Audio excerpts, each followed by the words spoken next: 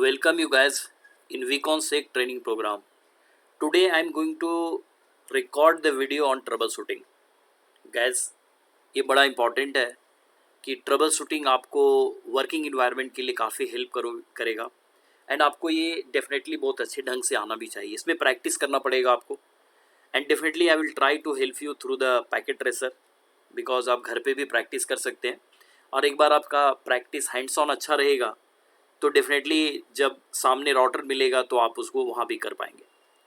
सो guys, अगर troubleshooting का topic आप देखो तो ट्रबल शूटिंग के अंदर we are going to discuss on router boot sequence, जो कि एक थ्योरेटिकल पार्ट रहेगा. बूट सीक्वेंस क्या है, कैसे बूट करता है राउटर, इसके ऊपर डिस्कशन है. देन सेकेंड जो है आपका दैट इज़ पासवर्ड रिकवरी, जिसके अंदर आपको पता है कि यूज़र मोड से प्रिविलेज मोड के बीच में आप पासवर्ड देते हो. अगर वो पासवर्ड आप भूल जाते हो या किसी कंपनी को आपने ज्वाइन किया और वहाँ पे जो बंदा पहले काम कर रहा था, जो इंजीनियर पहले काम कर रहा था, वो छोड़ के चला गया और आपको पासवर्ड उस किसी से नहीं मिल पा रहा है, then you can recover the password. But जो उसका प्रोडक्शन में जो राउटर चल रहा है उसका कोई प्रॉब्लम नहीं आएगा, सारा सेटिंग एज इट इज़ रहेगा. You can change the password only. Second thing, third जो task we are going to discuss, we are going to learn about the backup process of NVRAM. Guys, आपको ये पता है कि NVRAM में सारे चीज़ें हमारा सेव रहता है. हम राउटिंग करते हैं, होस्ट नेम डाला, IP एड्रेस डाला, जितने भी राउटर की कन्फिगरेशन है that will be saved in NVRAM. अभी इस पर हम डिस्कस करेंगे. That can be copied to TFTP server. आप इसको बैकअप रख सकते हो. इमरजेंसी में कभी आपके राउटर या कोई नया राउटर आ गया उसके जगह पे, तो इसको TFTP से वापस आप NVRAM में कॉपी करके विद इन अ मिनट आप वैसा ही राउटर अपने प्रोडक्शन में ला सकते हैं. Fourth thing we are going to discuss about that TFTP server से दोबारा वापस लाने का, जो मैं भी डिस्कस कर रहा था यहाँ तो आप बैकअप लेके रखा आपने TFTP में, TFTP से दोबारा रिकवर कर सकते हो और सेम राउटर आप यहाँ पे कन्फिगर कर सकते हैं. That is the real story. Fifth thing we are going to discuss about the Cisco iOS का बैकअप आप कैसे लोगे, जो TFTP सर्वर में सपोज कि आपके पास राउटर है और उस राउटर का बैकअप आप लेना चाहते हो कि उसका iOS का बैकअप जनरली कि कल हो करके अगर iOS में प्रॉब्लम आया तो मैं दोबारा iOS को कॉपी कर सकूं. तो iOS को अगर आप कॉपी करना चाहते हैं तो आप उसको TFTP सर्वर में ले जा सकते हैं. फिर रिकवरिंग और अपग्रेडिंग द iOS को आपने रिकवर कर लिया, TFTP सर्वर में रख दिया, उसको वापस आप राउटर में कैसे डालना है, या कोई नया ऑपरेटिंग सिस्टम है जो आपके राउटर को सपोर्ट करता है, सिस्को में ऑलरेडी वो लिखा हुआ है, तो उस iOS को आप अपग्रेड करना चाहते हैं तो कैसे करेंगे. So that we are going to learn in detail guys. So अब अगर देखें यहाँ पे तो एक चीज़ और भी यहाँ इम्पॉर्टेंट है कि इसके अंदर अगर आप देखो तो ये यहाँ पे डायग्राम आप देख सकते हैं. एक यहाँ पिक्चर मैंने डाला है. इसके अंदर जनरली आप देख सकते हैं कि रोम हमारे पास एक मेमोरी है, एक फ्लैश मेमोरी है, NVRAM है और रैम पे तो हम काम करते ही हैं, राइट, जिसको हम रनिंग कन्फिग्रेशन बोलते हैं. और इसको हम रैम को जनरली हम रनिंग कन्फिग्रेशन बोलते हैं, राइट.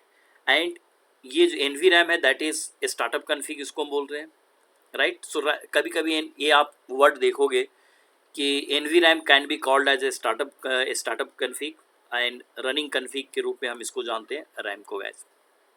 सो गैस, यहाँ पे अगर देखो तो एक सबसे इम्पॉर्टेंट है, generally Cisco router and switches contain 4 type of memory.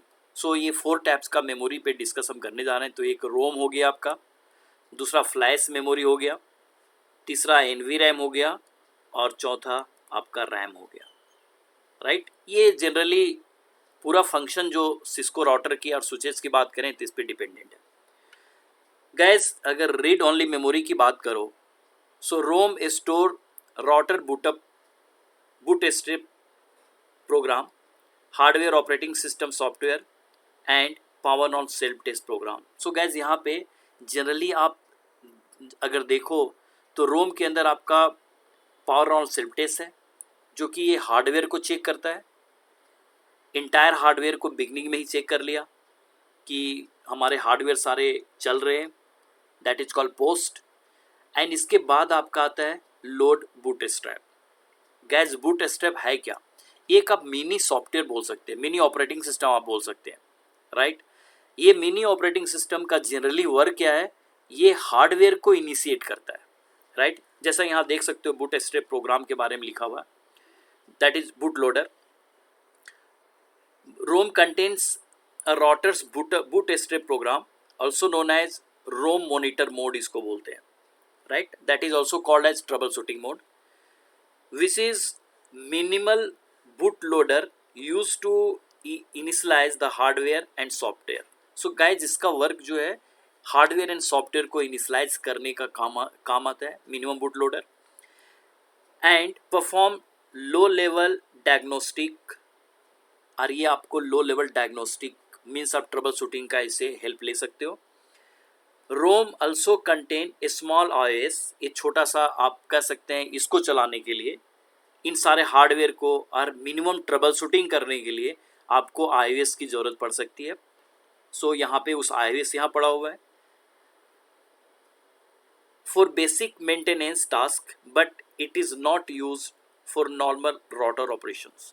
So guys अगर आप ये देखो कि नॉर्मल ऑपरेशन के लिए अगर आप इसको यूज़ करना चाहते हैं, जो हम जहाँ पे आप राउटिंग करोगे वहाँ पे रियल iOS काम करेगा आपका।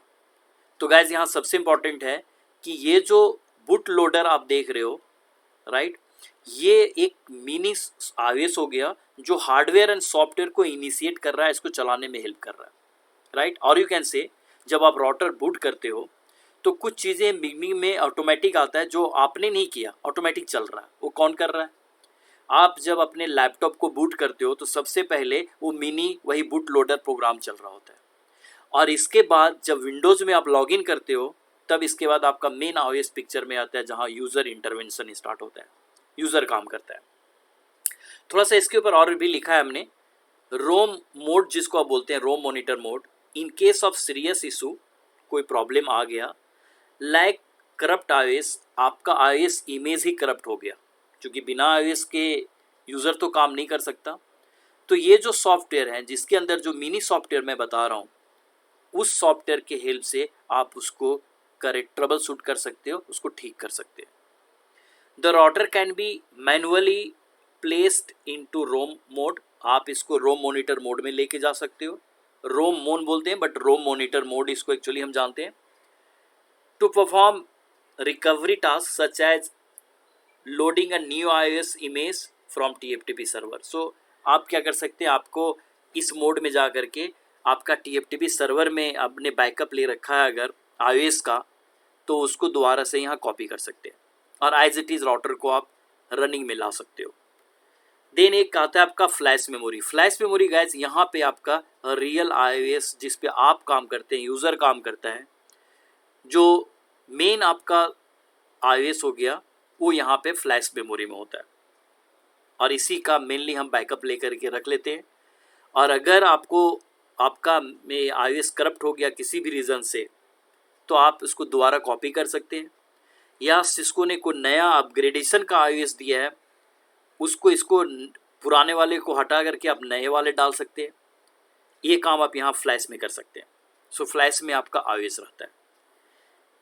Then non volatile RAM, NV RAM की हम बातें करते हैं, जहाँ मैंने आपको बोला कि हम इसको जनरली स्टार्टअप कॉन्फ़िगरेशन बोलते हैं। क्या बोलते हैं? Startup configuration. सो गैस स्टार्टअप कॉन्फ़िगरेशन में जितने भी आप रैम पे काम करते हैं, जैसे आपने पासवर्ड डाला, आपने IP एड्रेस कॉन्फ़िगर किया, आपने राउटिंग किया, टेलनेट इनेबल किया, वो सारा कुछ जो आपने इनेबल किया वो परमानेंट फिर आपके राउटर में नेक्स्ट रिबूट पे भी मिलना चाहिए। सो गैस उस केस में क्या होता है कि वहाँ पे आप WR कमांड को यूज़ करो या copy running configuration to startup configuration करो, तो उसके बाद रैम से आपका सीधा सेव हो जाता है NV रैम में।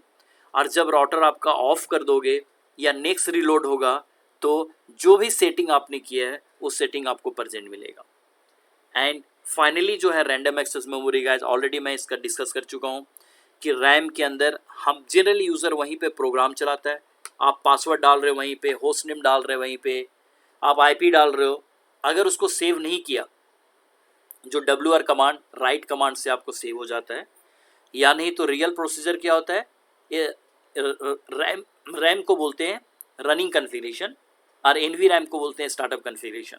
सो आप लिख सकते हो copy running configuration to startup configuration, तो इससे क्या हो जाएगा, आपको रैम से एनवी रैम में सेव हो जाएगा। राइट गाइस, सो ये जो था एक बेसिक इन्फॉर्मेशन जो हार्डवेयर रिलेटेड है एंड जो अबाउट द मेमोरी रिलेटेड है, कैसे वर्क करने जा रहे हैं, इसी के ऊपर बैकअप और रिस्टोर होगा।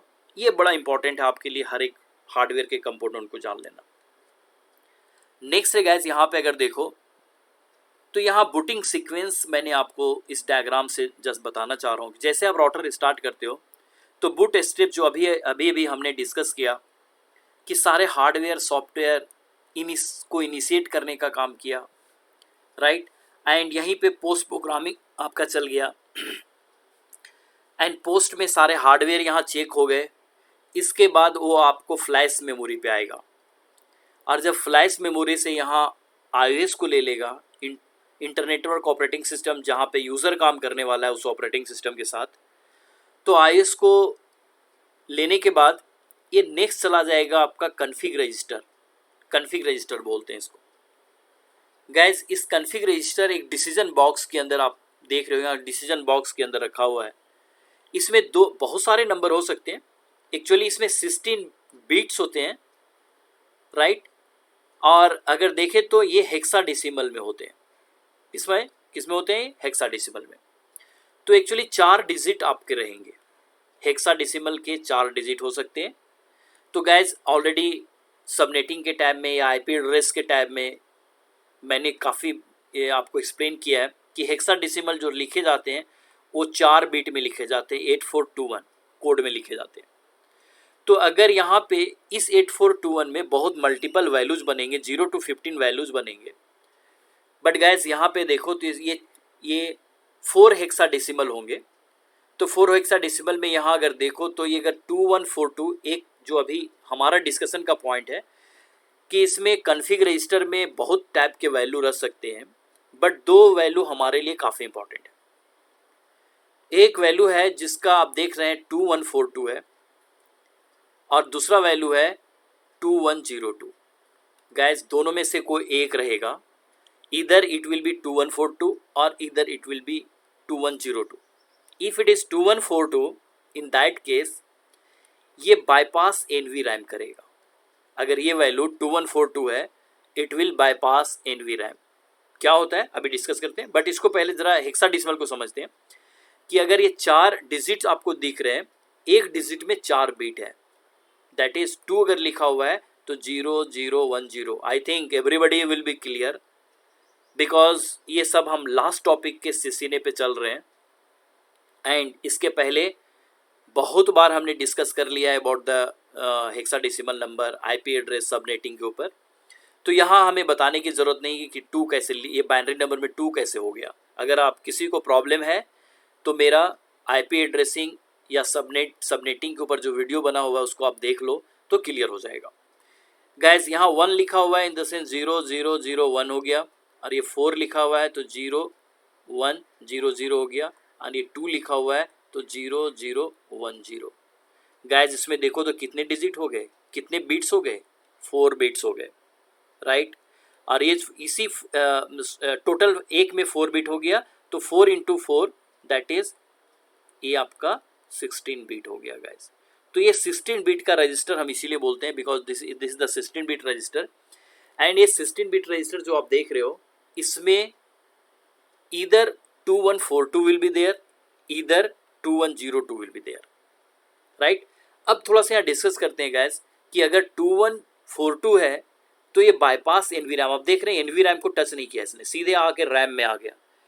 तो गाइस और अगर आप 2102 रखोगे, दोनों में से कोई एक वैल्यू रहेगा, और 2102 अगर है तो यूज़ एनवी रैम, तो ये एनवी रैम के पास आएगा, फिर इसके बाद रैम में जाएगा। ऐसे कंडीशन में क्या होगा, जब यूज़ करेगा एनवी रैम को, उस कंडीशन में गाइस जो भी आपने यहाँ सेटिंग से किया था, रैम में पासवर्ड डाला था, आईपी एड्रेस डाला था, राउटिंग किया था, टेलनेट इनेबल किया था, फायरवॉल इनेबल किया था, जितने भी काम आपने किया था उसको आपने WR राइट कमांड या कॉपी, जो मैं आपको बताया copy running configuration to startup configuration का कमांड आप चलाओगे तो ये सेव कर देगा आपको एनवी रैम में। तो जो भी कंटेंट आपने यहाँ पे रैम में था उसको आपने सेव कर दिया, गाइज सबसे इम्पॉर्टेंट है कि वो एनवी रैम में परमानेंट पड़ा हुआ है। जब इसके थ्रू आएगा तो एनवी रैम का कंटेंट उठा करके फिर दोबारा यहाँ पे लेके आ जाएगा उन्हीं सारी चीज़ को जिस पे राउटर आपको चलना है। जो पासवर्ड डाला तो पासवर्ड मांगेगा, जो आईपी डाला वही आईपी दिखेगा आपको, जो राउटिंग किया वही राउटिंग दिखेगा। तो गैस अगर आपको किसी भी केस में ऐसी ज़रूरत पड़ रही कि हमें एनवी रैम को बाईपास करना है तो इसके वैल्यू को 2142 कर दो। इस यहाँ जो 2102 बाय डिफ़ॉल्ट होता है इसको 2142 कर दो। कैसे 2142 होगा वो मैं बताऊंगा आपको। तो ये एनवी रैम को बाईपास करेगा और एनवी रैम को बाईपास करेगा तो गाइस जो भी आपने सेव यहाँ किया था वो नहीं आएगा, बल्कि डिफ़ॉल्ट मोड में राउटर बूट कर जाएगा और आपको कुछ कंटेंट नहीं आएगा। जैसे राउटर नया खरीदते हैं तो डिफ़ॉल्ट मोड में एनवी रैम के थ्रू होते हुए आता है तो पर भी डिफ़ॉल्ट मोड में आ जाता है, बिकॉज कोई सेटिंग नहीं किया हुआ है। तो ये आपको डिफ़ॉल्ट मोड में बूट कर जाएगा। आई बिलीव कि ये आपको क्लियर होगा कि 2142 क्या होगा या आगे हम यूज़ करेंगे तो उस समय आपका इसकी ज़रूरत पड़ेगी। सो गैस यहाँ दो वैल्यू मैंने लिखा है।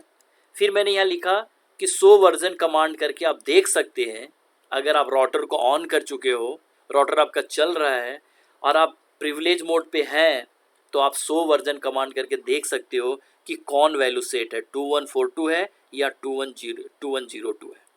राइट गैस, अगर आप वैल्यू चेंज करना चाहते हैं, वो 2102 है उसको 2142 करना चाहते हो तो आप ग्लोबल कन्फिगरेशन मोड में जाओ और यहाँ लिखो कन्फिग रजिस्टर 2142 या 2102 एज पर योर विश। जो पुराना है उसके अपोजिट में 2142 है या 2140 के अपोजिट में 2102 है। आप इसको चेंज कर सकते हो। Guys to check the iOS file of a router तो शो फ्लैश करेंगे तो यहाँ आपको iOS दिख जाएगा कि आपके राउटर में कौन सा वर्जन का iOS चल रहा है, या आपने कहीं से iOS कॉपी किया है तो वहाँ पड़ा हुआ है या नहीं पड़ा हुआ है। राइट गाइज, सो ये था about the detail about your routers के बारे में, डिटेल कि रैम क्या हम यूज़ कर रहे हैं एंड क्या क्या बूटिंग प्रोसेस में होने जा रहा है और बूटिंग सीक्वेंस क्या है, 2102 क्या है, 2142 क्या है, वो हमने डिस्कस किया। अब ये मेरा पार्ट 1 वीडियो था। पार्ट 2 वीडियो में मैं आपको दिखलाऊंगा कि how to recover the password. Guys ये पहले पार्ट को आप ध्यान से समझ लेना, बिकॉज सेकेंड वीडियो जो बनेगा जिसके अंदर रिकवरी ऑफ पासवर्ड होगा और ये डिटेल में मैं बताऊंगा। और छोटे वीडियो बनाने 15 मिनट्स का, इसलिए मैं यहीं पे अभी ब्रेक करता हूँ और नेक्स्ट वीडियो में आपको दिखलाता हूँ कि how to recover the privilege mode password. Thank you.